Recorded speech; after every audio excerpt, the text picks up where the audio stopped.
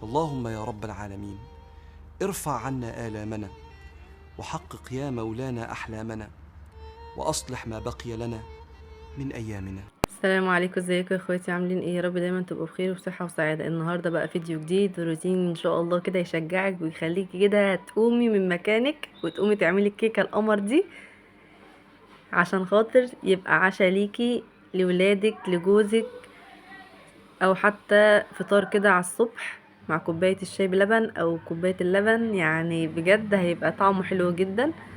بس قبل ما ابدا الفيديو نسمي بالله ونصلي على رسول الله. اللهم صل وسلم وبارك على سيدنا محمد.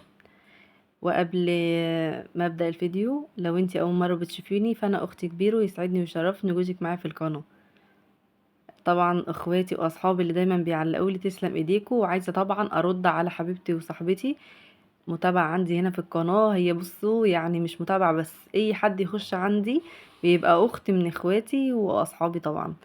يعني عايزه اقول لها حبيبتي يا شوشو، هرد طبعا على انتي قلتيلي ادعي لي ان انا اسدد كل الدين اللي عليا، وان شاء الله ربنا يسد كل الدين اللي عليكي. هقولك تعملي ايه، بس هقول بس مقادير بس الكيكه القمر ديت، وبعد كده ارجع بقى اقولك تعملي ايه باذن الله.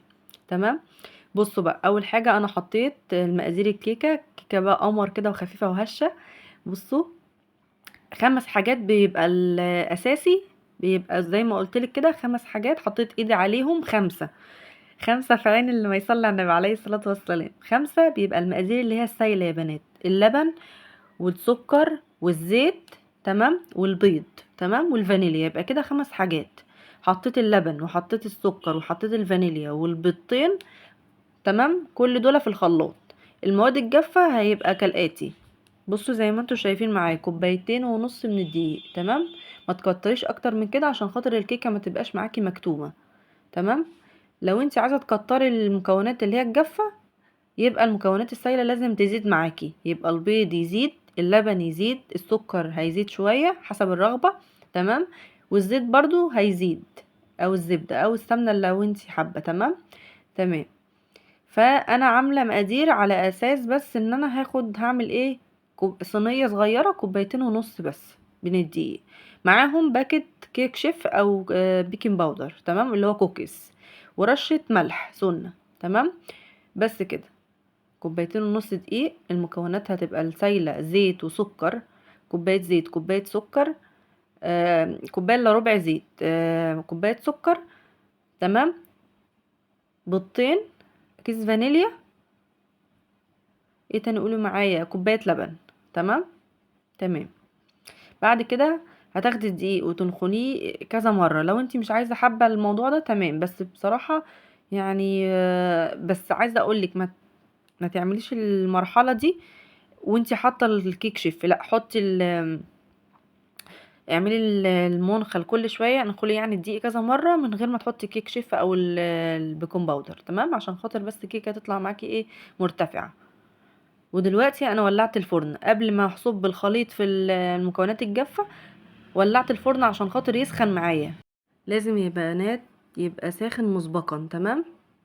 ساخن مسبقا يعني ايه يا بيرو؟ يعني انتي بتشغليه من بدري عشان خاطر الكيكه معاكي ما تاخدش وقت وتترفع على طول، تمام. بص بقى، انا بحط في باقي الخلاط بتاعي، بحط شويه ميه صغننين كده، بقين ميه كده اهو، تمام. وتقلبي بقى الخليط وتخليه بصي قوامه زي العسل كده، بس ولا تقيل قوي ولا خفيف قوي، يبقى وسط، تمام. تمام. بتنضفي يا بيرو الخلاط بتاعك او الاجهزه بتاعتك عموما بايه؟ هقولك بوايبس. وايبس يا بيرو، وايبس بتجيبيه وتخليه في المطبخ، مخصص جدا جدا للاجهزه الكهربائيه، زي الخلاط، ظهر الخلاط كده من تحت، زي المطحنه، زي الراس بتاعت اللي هو الموتور بتاع الخلاط. ايه تاني يا بيرو؟ الهاند بلندر بتمسحي برضو الدراع بتاعه.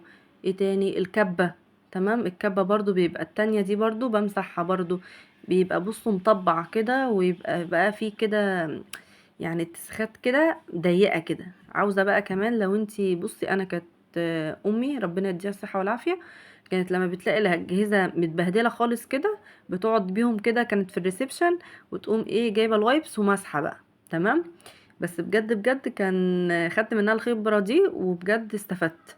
عايزه اقولك ان بجد الاجهزه بترجع جديده ونظيفه وزي الفل.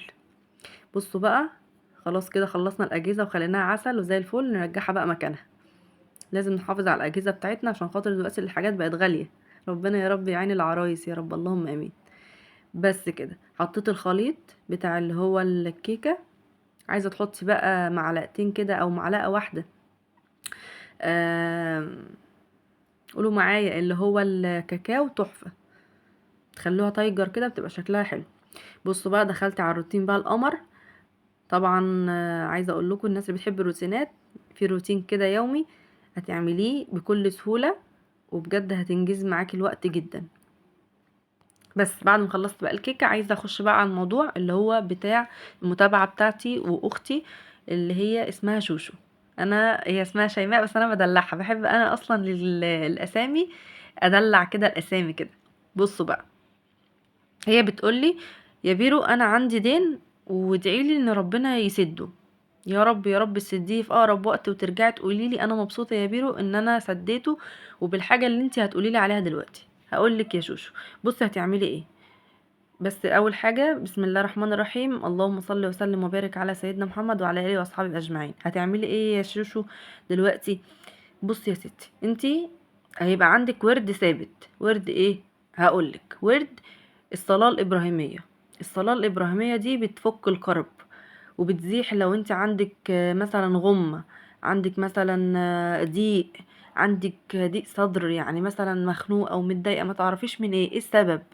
عندك مثلا أمنية عايزة تحققيها، زي أنا ما دلوقتي عندي ورد مخصوص للصلاة الإبراهيمية. يعني نفسي في حاجات كده شخصية كده نفسي فيها تتحقق كده، فربنا يا ربي ان شاء الله باذن الله. انا بصي يا شوشو، انا لسه يعني بادئه الورد يعني قريب في الشهر ده، فان شاء الله ربنا يا رب يخلينا كده نقطف ثمرات الصلاه الابراهيميه. فحاولي، بصي في ثانيه هتلاقي نفسك الدين دوت اتسد، ما تعرفيش من حيث لا تحتسبي. يعني عند ربنا كده، من عند ربنا هتلاقي كده الدين دوت يعني ما شاء الله اتسد على طول. فحاولي ان انت تواظبي على الصلاه الابراهيميه. هقول لك الصلاة الإبراهيمية اللي هو آخر سطرين في التشهد: اللهم صل على محمد وعلى آل محمد كما صليت على إبراهيم وعلى آل إبراهيم، وبارك على محمد وعلى آل محمد كما باركت على إبراهيم وعلى آل إبراهيم في العالمين إنك حميد مجيد. اللهم بارك. بجد بجد الورد ده أنا بصي يعني أول حاجة كنت بحسبه صعب جدا، تمام، بس اول لما خدته بصراحة زي ما بقولك كده 50 في اليوم، 50 شوية شوية خدت 100، شوية شوية خدت 250، لحد دلوقتي واصلة ل 250 في اليوم، تمام. بقعد كده بعد الصلاة اخد الورد بتاعي مع السبحة الالكترونية، احسب كده واشوف. طبعا مش باعداد، حاولي لو انت برضو واقفة على المطبخ واقفة على المواعين تقولي: اللهم صل وسلم وبارك على سيدنا محمد وعلى ال محمد كما صليت على ابراهيم وعلى ال ابراهيم، وبارك على محمد وعلى ال محمد كما باركت على ابراهيم وعلى ال ابراهيم في العالمين انك حميد مجيد. تمام تمام يا شوشو.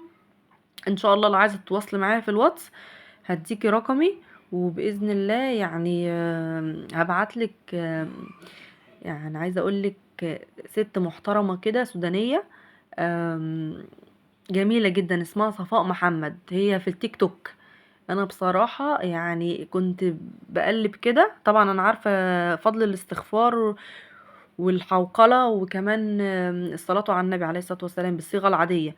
بس لما قعدت اقلب كده وفجأة جت في وشي كده صفاء محمد الصلاة الإبراهيمية، بصراحة قلت لأ. بصي بتحقق لك كل أحلامك، كل الأمنيات اللي انت عاوزاها، تمام. وصدرك ده بيبقى بصي يعني ولا مخنوقه ولا متضايقه. انا كنت كتير ببقى متضايقه يعني مخنوقه، ما اكدبش عليكم، مش عشان بطلع لكم بقى بعمل روتين وما شاء الله بنظف على طول والكلام ده كله، لا، انا كتير ببقى مخنوقه ومتضايقه، ما اعرفش من ايه، وافضل متنرفزه وعفاريت الدنيا بتنطط في وشي. دلوقتي اللهم بارك، كل ما ببقى متضايقه ولا عايزه اعيط ولا مخنوقه، لا، افضل اقول الورد بتاعي بتاع الصلاه الابراهيميه. يا سلام، اللهم بارك. عايزه اقول لكم يعني انا اول مره اتكلم معاكم في الكلام اللي هو الشخصي دوت، بس بصراحه عايزه افيد صاحبتي واختي شوشو. فابدأي يا شوشو وقولي لي. تمام. ولو انت عايزه تاخدي رقمي باذن الله وزي ما قلت لك ناويه، خلاص قولي لي في الكومنتات وانا هديكي رقمي. تمام. تاخديه وهمسحه على طول، عشان بس ما مش عايزه حد يخش مثلا يغلس عليا والكلام ده كله. تمام. بس ولو حد دخل عادي بلوك بلوك بلوك بلوك. بس كده. بصوا الكيكه طالعه هشه زي العسل ازاي. طبعا انا خلصت معاكم الروتين، وكمان لسه ما بخرتش. كمان هحط فحم على النار وابخر، وكمان هعمل معاكم شعريه مسكره كده. طبعا هي سهله جدا. الشعريه بتتحمص وتحط عليها السكر وشويه ميه حلوين. تمام. عشان نكمل بقى كلامنا على الصلاه الابراهيميه. بجد الصلاه الابراهيميه دي يعني ربنا يحقق لنا كل اللي احنا نفسنا فيه. وبجد عندك مثلا مشكله، عندك كرب، عندك اي حاجه في دنيتك كده، دنيا واخره، تلتزمي بالصلاه الابراهيميه طول عمرك. مش قصدي يعني فتره معينه وخلاص وتسيبي الصلاه الابراهيميه، لا. طبعا فاضل الاستغفار جميل جدا. ان شاء الله برضو نكمل معاكم كده في ايه فيديو كده. لو عايزين اتكلم في صلاة في الاستغفار يعني، نتكلم في الصلاة على النبي عليه الصلاة والسلام. فضل كل الاذكار دي اللهم بارك جميلة جدا. وتدعي بقى ربنا، وتدعي وانتي على يقين ان ربنا يحقق لك كل اللي نفسك فيه. يعني عايزه اقول لك بصي، آم، لو ما عندكيش يقين او حسن الظن بالله، حاولي تقولي يعني حاولي ايه ده اكيد وانتي بتصلي كده وتدعي لربنا. قولي يا رب اللهم ارزقني حسن الظن، يا رب اللهم ارزقني حسن اليقين. اليقين ارزقني اليقين وارزقني حسن الظن. ياه بجد بجد يعني هتلاقي كده ان انتي يعني عندك يقين كده ان كل حاجة تتحقق، كل حاجة نفسك فيها، وعندك دين وكل حاجة تتحقق ما شاء الله اللهم بارك. فيا رب اشرح صدورنا كمان وكمان يا رب على ديننا. اللهم امين يا رب. بصوا انا دخلت معاكم كمان. بصوا قطعت الكيكة وحطيتها في العلبة. تمام. وخلصت كده الشعرية وهخليها كده تستوي. وبتخليها على نار عالية الشعرية وبعد كده توطيها بقى. تمام. بس كده. هحطها بقى في علبة واخليها تتهوى شوية، عشان خاطر طبعا ما تقفليش عليها عشان تبقى يعني انا لسه مقطعاها وهي سخنة. عشان خاطر بس كنت مستعجلة بعمل شوية حاجات يعني، بدي كده روتين كده يومي، وفي نفس الوقت بخلص الكيكة بتاعتي. بس كده. اهو مش هغطيها. هحط بقى فحم على النار هجيبه كده وابخر بقى الأوضة. بس يا شوشو بإذن الله بإذن الله يعني تخلي وردة عندك للصلاة الإبراهيمية وتقطفي ثمار الصلاة الإبراهيمية اللهم بارك. تمام. وهتحسي يعني ان انت كده مرتاحة. وبصي يعني ما عندكيش ضيق صدر، ما عندكيش مثلا يعني زي الدين دوت. ده اكيد الدين هيتسد على طول من حيث لا تحتسبي. فان شاء الله اللهم بارك يعني الصلاة الابراهيمية لو التزمت عليها هتحقق لك كل اللي نفسك فيه باذن الله. انا واثقة من كده، وواثقة من الكلام اللي بقوله ده، كل ده من عند الله. يعني ربنا بص عايزه اقول لك ربنا وعدنا ان احنا لو قلنا الصيغه الابراهيميه الاستغفار الصلاه على النبي هيحقق لنا كل اللي احنا نفسنا فيه. طبعا غير اللي انت بقى راحه نفسيه، بقى راحه نفسيه وانت بتقولي الاذكار لسانك كله كده راتب بذكر الله. بجد بجد الفيديو كان حلو قوي معاكم، وكلام الاستغفار والصلاه على النبي والصيغه الابراهيميه بصوا يعني عايزه اقول لكم مش هيخلص معايا من كتر حلاوته وجماله. بس كده. بصوا انا بخرت بقى، عملت بقى ايه. بصوا طاقة كده ايجابية كده من البخور بصوا اللحظة اللي بحبها جدا اهو.